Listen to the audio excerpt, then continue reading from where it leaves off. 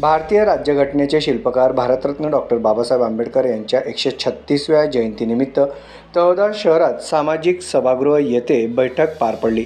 या बैठकीत भीम जयंती उत्सव समिती गठीत करण्यात आली आहे।